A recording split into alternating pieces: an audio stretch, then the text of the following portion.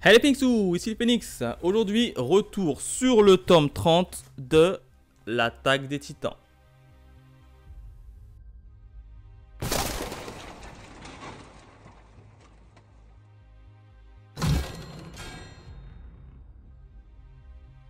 Comme d'hab, on démarre directement avec la présentation de la jaquette qui est également magnifique. Comme le tome 29, c'est l'une de mes préférées. Et en premier plan, on a qui? On a Eren.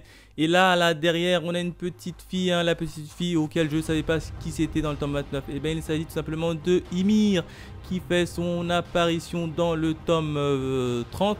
Derrière, on n'a pas grand chose comme d'habitude. On a Eren ici en fond là. Et ici, on a les personnages Eldien et Mar.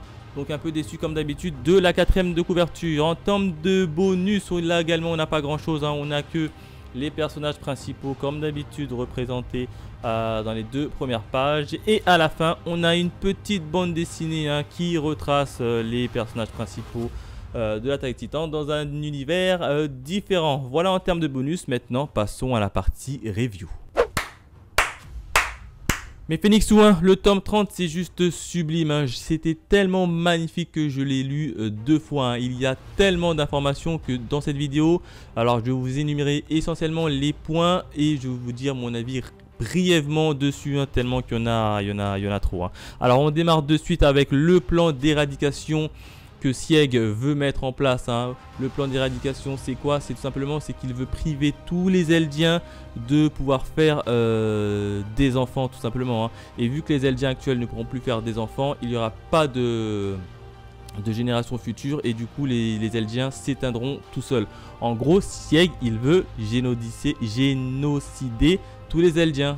Donc là, tu te dis quand même, Sieg, il y va franco. Lui, il en a tellement marre de la guerre qu'il veut mettre un terme à toute cette guerre qu'il est prêt à liquider tout un peuple, messieurs, dames. Tout un peuple dont lui-même fait partie, puisqu'il faut rappeler que Sieg a quand même du sang eldien en lui. Donc là, c'est une très grosse nouvelle qu'on apprend dans le tome 30. Autre point les amis, Sieg, ça y est, il lance son offensive et il pousse son cri fameux et transforme tout le monde en titan tout simplement. Tous ceux qui ont bu son liquide spécial se transforment en titan, c'est-à-dire tous les états-majors eldiens, bref, tous ceux qu'il a fait boire, il les transforme en titan pour essayer de sauver sa peau. Il n'a pas trop le choix. Donc là, c'était à prévoir.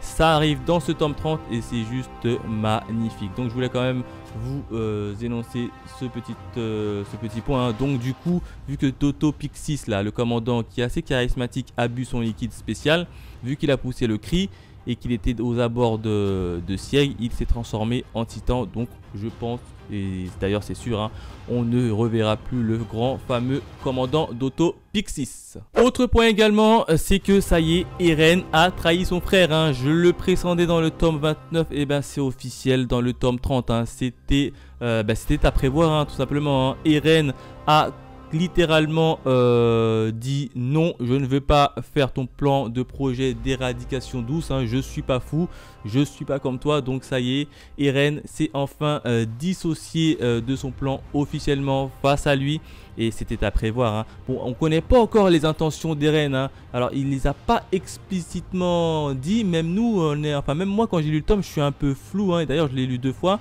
mais c'est pas dit exactement ce qu'il veut faire, quels sont ses projets futurs, mais en tout cas grosse nouvelle, Eren se dissocie de son frère Sieg et trahit son frère. Autre point également, et là c'est l'un des points du tome 30, c'est qu'on apprend un pouvoir qu'a le titan assaillant et seul le titan assaillant le maîtrise, et vu que Eren c'est le titan assaillant, il le maîtrise. Et ben ce pouvoir c'est quoi? C'est qu'il lui permet tout simplement de partager sa mémoire avec tous ses prédécesseurs au titan assaillant.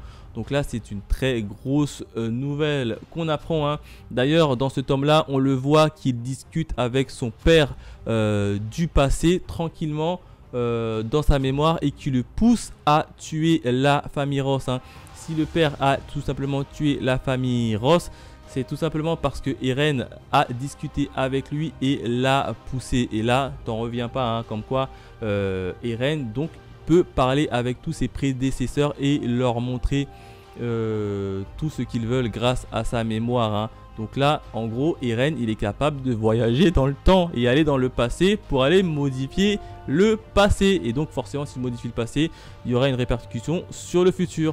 Donc là, c'est un très gros pouvoir que Eren détient et qu'on apprend, hein. En plus de ça, c'est qu'il a un autre pouvoir, c'est qu'il peut voir l'avenir, hein. C'est donc rien que ça. Enfin, autre point également, hein, ça y est, on connaît enfin l'histoire officielle de Ydmir. Oui, Ydmir, la toute première, hein, celle d'où vient le titan. Bref, on connaît son passé, on a une petite bride de son histoire et ça, c'est vachement cool, hein. On connaît également comment est-ce qu'elle a reçu le fameux pouvoir du titan, hein, et comment elle l'a transmis à ses générations futures. Bref, tout nous est expliqué dans le tome 30 et c'est assez glauque, hein, quand il y a quand même ces enfants, hein, juste pour vous dire, il y a quand même ces enfants qui ont bouffé leur daronne, hein, Ydmir, hein, pour pouvoir s'accaparer de son pouvoir. Donc là, tu vois quand même, c'est pas mal, hein.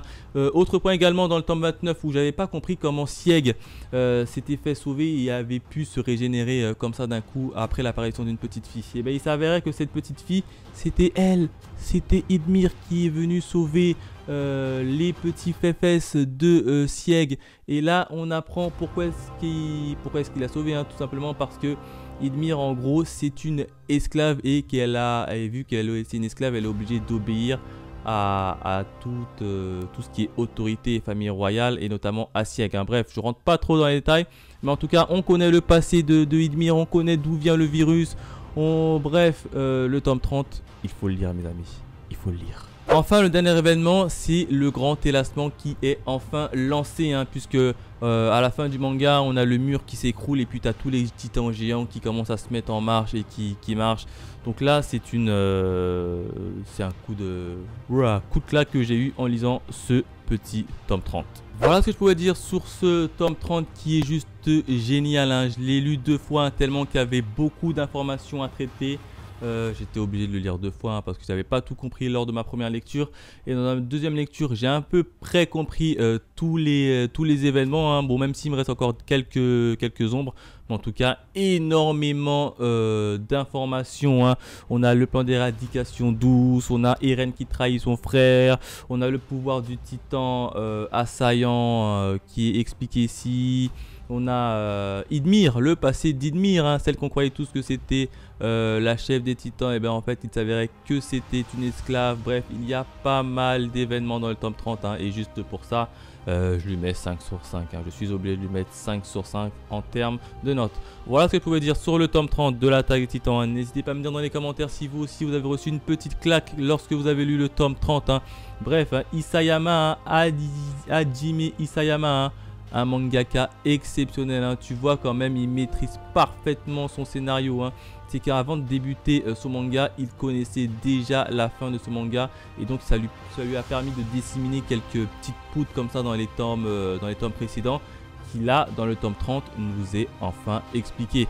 Donc je pense qu'on s'approche dangereusement de la fin de l'attaque des titans, mais en tout cas tome 30, il y a beaucoup d'informations, donc lisez-le, achetez-le, bref, vous devez le lire. Allez, on se retrouve très vite pour de nouvelles aventures. Bye mes Phoenix.